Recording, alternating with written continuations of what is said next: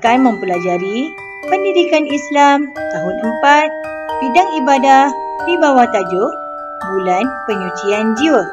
Anak-anak boleh merujuk buku teks Pendidikan Islam tahun 4 iaitu pada muka surat 129.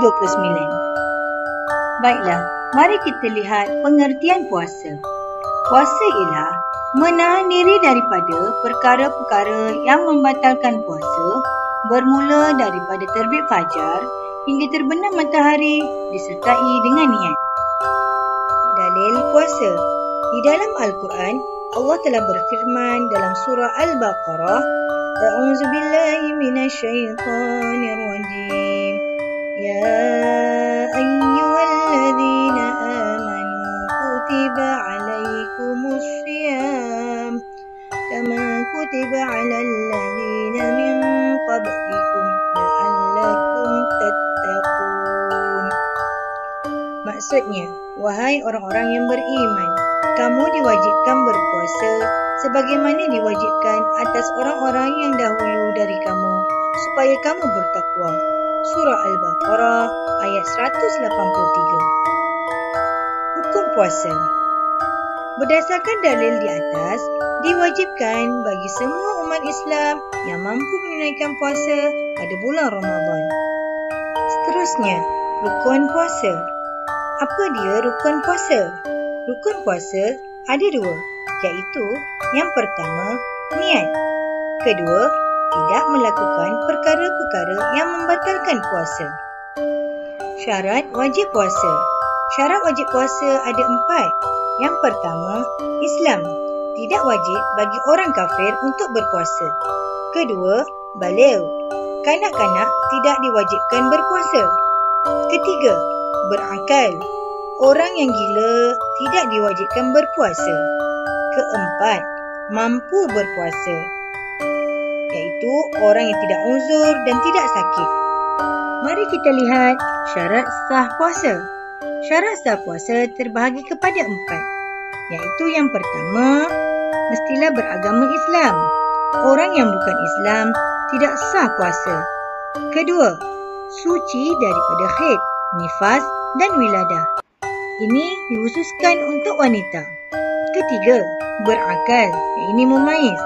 Tidak sah puasa bagi orang gila, pengsan dan yang belum memais. Yang keempat, bertepatan dengan waktunya. Tidak berpuasa pada hari-hari yang diharamkan berpuasa, contohnya Hari Raya Aidilfitri dan Aidiladha. Sunat-sunat puasa. Baiklah, apakah perkara-perkara sunat yang boleh kita lakukan? Iaitu yang pertama, bersahur. Disunatkan untuk kita bersahur dan juga melewatkan sahur. Tapi ingat, jangan sampai habis waktu sahur. Seterusnya, memperbanyakkan amalan sunat seperti bertadarus, bersedekah dan beriktikaf. Seterusnya, menyegerakan berbuka. Berdoa sebelum berbuka dengan tamar, memberikan makanan kepada orang lain untuk berbuka puasa. Tapi ingat ya anak-anak, jangan kamu menyegerakan berbuka sebelum masuknya waktu berbuka.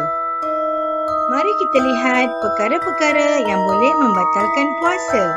Yang pertama, pengsan dan mabuk sepanjang hari. Gila walaupun sekejap.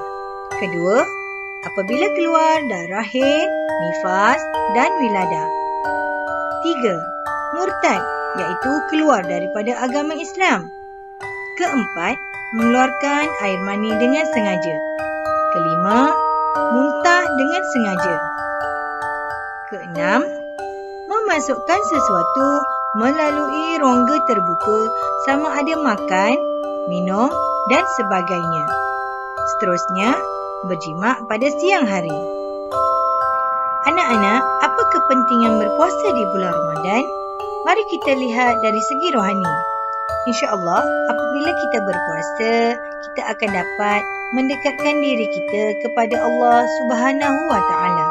Seterusnya, dapat melatih diri agar bersifat amanah, ikhlas dan sabar. Dari segi jasmani, ia akan dapat merehatkan organ dalaman badan kita. Seterusnya, ini akan dapat menghindarkan penyakit yang berpunca dari perut. Seterusnya, apa kepentingan berpuasa pada masyarakat? Dengan berpuasa, kita akan dapat mengikis sifat kedekut dan sombong.